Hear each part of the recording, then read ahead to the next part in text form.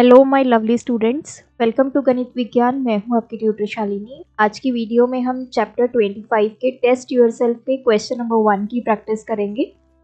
Notes के लिए हमारी वेबसाइट ganitviggyan.in पे विजिट कीजिए, लिंक आपको डिस्क्रिप्शन बॉक्स में मिलेगा।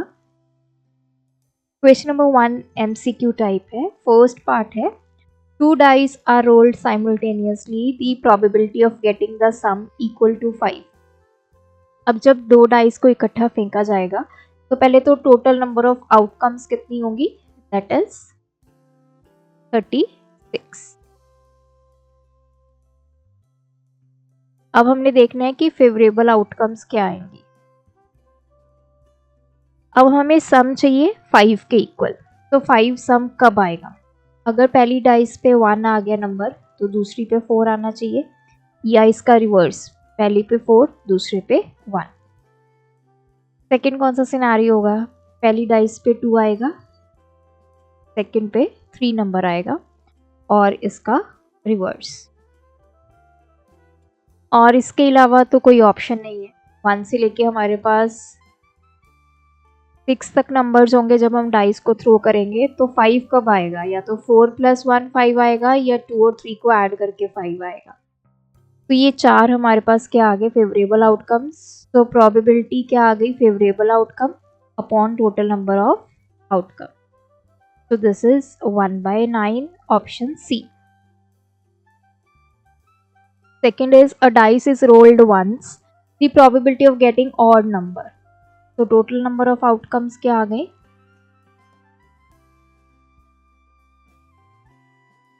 6। 1 से लेकर 6 तक कोई भी नंबर आ सकता है। अब हमने निकालना है फेवरेबल आउटकम। ऑड नंबर चाहिए, तो ऑड नंबर इसमें कौन कौन से हैं? 1, 3, 5।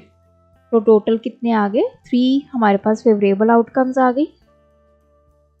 प्रोबेबिलिटी क्या आ गई? 3/6, 1/2 और 0.5, option B. Third is, a card is drawn from a well shuffled pack of 52 playing cards, the probability of getting a club. तो क्लब की टोटल कितने हमारे पास कार्ड्स होते हैं? 13। सो टोटल हमें आउटकम्स कितनी है? 52।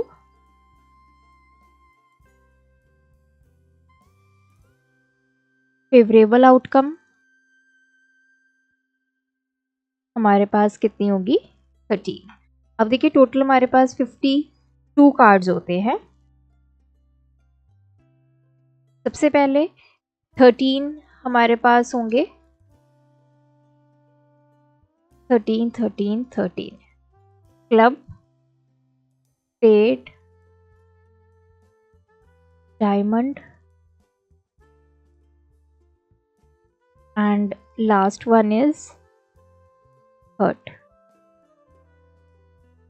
तो प्रोबेबिलिटी क्या आ जाएगी? 13/52, 1/4, option C. Question number 4, a dice is thrown once, the probability of getting a number not more than 5। अब हमें 5 से बड़ा नंबर नहीं चाहिए, तो उसकी क्या प्रोबेबिलिटी होगी? तो टोटल नंबर ऑफ आउटकम्स हमारे पास कितनी होंगी? 6। 1 से लेकर 6 तक कोई भी नंबर आ सकता है। अब फेवरेबल आउटकम पे आते हैं। अब इसने बोला है कि 5 से बड़ा नंबर नहीं आना चाहिए। 5 से बड़ा नंबर क्या है? सिर्फ अकेला 6। इसको छोड़कर बाकी कोई भी नंबर आ सकता है। 1 आ सकता है, 2 आ सकता है, 3 आ सकता है, 4 आ सकता है, 5 आ सकता है। तो टोटल फेवरेबल आउटकम्स कितनी आ गई? 5। तो प्रोबेबिलिटी कितनी आ जाएगी? 5/6। तो ये आ गया ऑप्शन डी।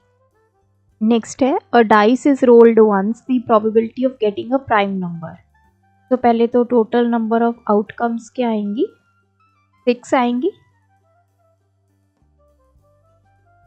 1 से लेकर 6 तक कोई भी नंबर आ सकता है।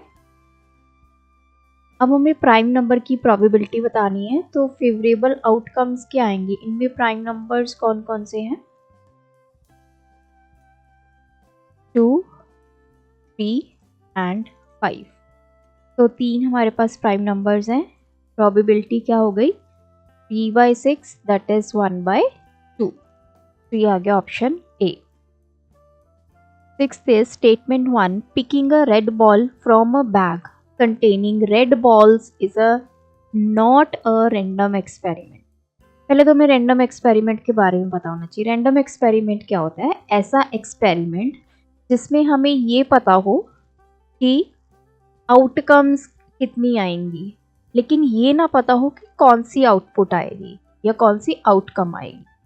फॉर एग्जाम्पल, अब हमने डाइस को थ्रो किया तो हमें पता है कि जो आउटकम आएगी it can be 1 2 3 4 5 and 6, but इनमें से आएगी कौन सी ये नहीं पता।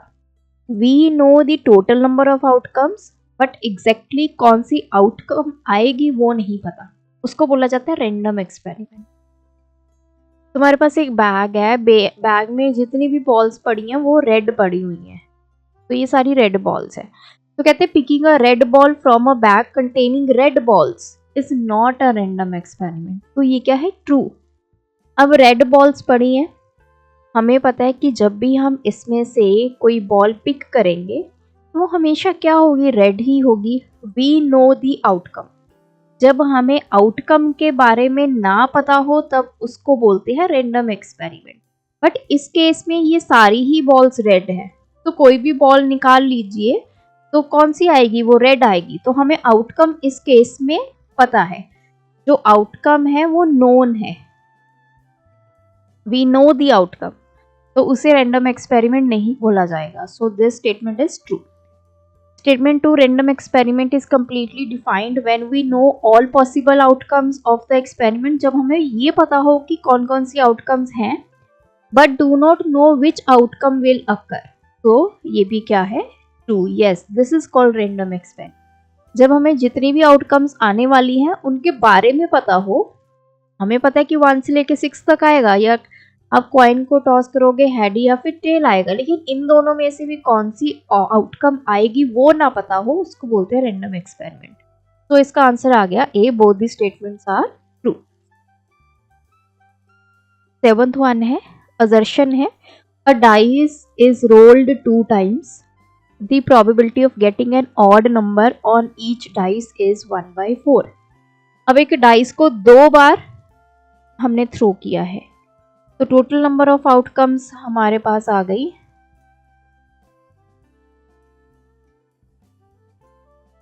That is 6 × 6 36। अब फेवरेबल आउटकम लिखते हैं, फिर प्रोबेबिलिटी निकालेंगे। अब हमें ऑड नंबर चाहिए, 2 डाइस है, दोनों पे हमें ऑड नंबर चाहिए। तो कौन कौन से केस हो सकते हैं? 1 1 हो सकता है, 1 3 हो सकता है, 1 5 हो सकता है। यही ऑड नंबर्स हैं 1 3 5। तो 1 हमने पहले पे फिक्स रखा, सेकेंड डाइस चेंज कर दी। अब 3 1 हो सकता है, 3 3 हो सकता है, 3 5 हो सकता है, 5 1 हो सकता है, 5 3 हो सकता है और 5 5 हो सकता है। इसके अलावा कोई भी पेयर नहीं बनेगा। तो ये टोटल कितना आ गया हमारे पास? 9। तो प्रोबेबिलिटी क्या आ गई? 9/36।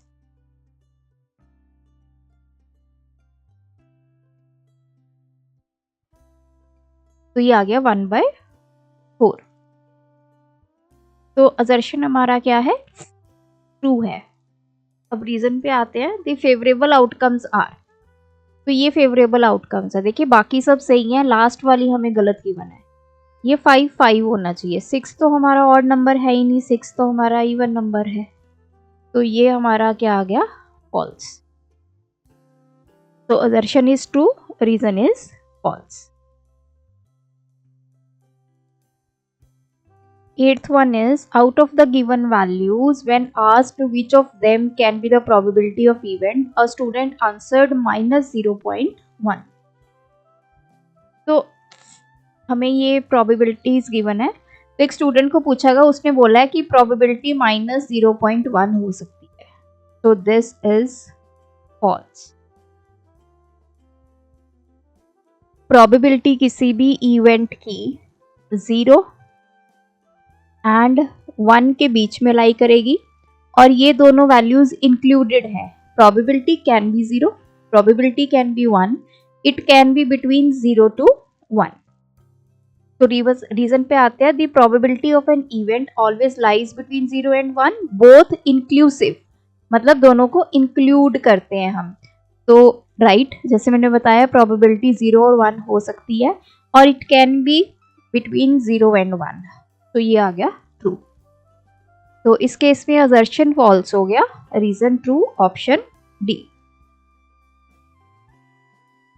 9th is when a die is thrown, the event of the first whole number is an impossible event। एक डाई को थ्रो किया, जब हम एक डाई को थ्रो करते हैं तो आउटकम्स क्या आती हैं, 1 2 3 4 5 6। तो इसने बोला है the event of first whole number. First whole number हमारा क्या है, दैट इज 0। कहते हैं कि 0 आने की क्या प्रोबेबिलिटी है, या 0 कौन सा इवेंट है, इम्पॉसिबल इवेंट है, तो ये तो ट्रू है। वो इवेंट्स क्या होती है, आउटकम्स, वो आउटकम्स जो कभी भी पॉसिबल नहीं है, जब भी हम कोई एक्सपेरिमेंट करते हैं उनको बोलते हैं इम्पॉसिबल इवेंट्स। फॉर एग्जाम्पल, अब डाइस को हमने थ्रो किया, क्या हम नंबर 9 ला सकते हैं, नो, तो ये इम्पॉसिबल इवेंट है। तो फर्स्ट होल नंबर हमारा क्या होता है, 0। तो अगर हम डाइस को थ्रो करेंगे कभी भी 0 नहीं आएगा, तो वो क्या है, एक इम्पॉसिबल इवेंट है। रीजन पे आते हैं, the probability of event always lies between 0 and 1। तो कहते हैं कि कोई भी प्रोबेबिलिटी किसी इवेंट की वो 0 और 1 के बीच में लाई करती है। ये स्टेटमेंट भी ठीक है, लेकिन 0 और 1 भी हो सकती है, ऑलवेज लाइज बिटवीन नहीं है। अब इसकी प्रोबेबिलिटी क्या होगी, अगर मैं इस इवेंट की प्रोबेबिलिटी निकालूंगी, 0 आने की क्या प्रोबेबिलिटी है, 0 है। अब ये 0 और 1 के बीच में तो कोई वैल्यू नहीं है ना, 0 है, तो 0 और 1 के बीच में, और 0 और 1 को इंक्लूड करते हैं हम प्रोबेबिलिटी में, तो ये क्या हो गया, फॉल्स। कभी भी 0 और 1 के अकेला बीच में वैल्यू नहीं हो सकती, probability can be 0, probability can be 1 also.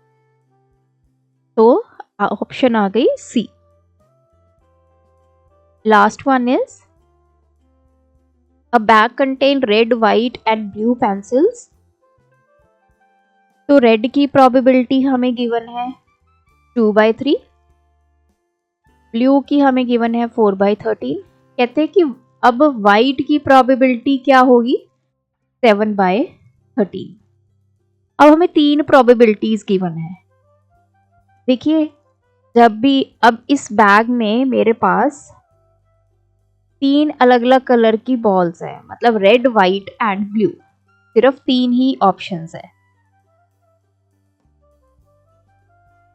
बहुत सारी बॉल्स रेड हो सकती है, बहुत सारी व्हाइट हो सकती है, बहुत सारी ब्लू हो सकती है, तो मतलब 3 इवेंट है, रेड, ब्लू एंड व्हाइट। तो जितने भी इवेंट होते हैं, जब हम उनको ऐड करते हैं, probability of red, probability of blue, probability of white, तो अब उनका सम करेंगे, इट शुड बी 1। तो चेक कर लेते हैं, 2/3, तो दिस इज 2/13 प्लस 7/13, 13 एलसीएम आ गया, 2 + 4 + 7, 13/13 1। तो ये हमारा क्या आ गया, ट्रू आ गया, क्योंकि इन सब की प्रोबेबिलिटी को ऐड करके 1 आ गया। किसी भी एक्सपेरिमेंट के जितने भी इवेंट्स होते हैं, उन सबको अगर आप ऐड करेंगे, you will get 1 as probability.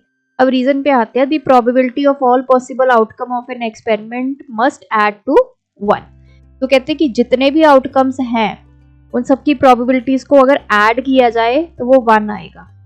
तो दिस इज ऑल्सो ट्रू, और इसी कंसेप्ट को हमने यहाँ पे यूज किया है। So both A and R are correct, and R is the correct explanation of A. तो इसमें ऑप्शन आ गई ए। तो ये थे आज के वीडियो के क्वेश्चंस, आप भी प्रैक्टिस कीजिए। कोई डाउट है कमेंट ड्रॉप करें। Thanks for watching. बढ़ाना है ज्ञान, फॉलो गणित विज्ञान।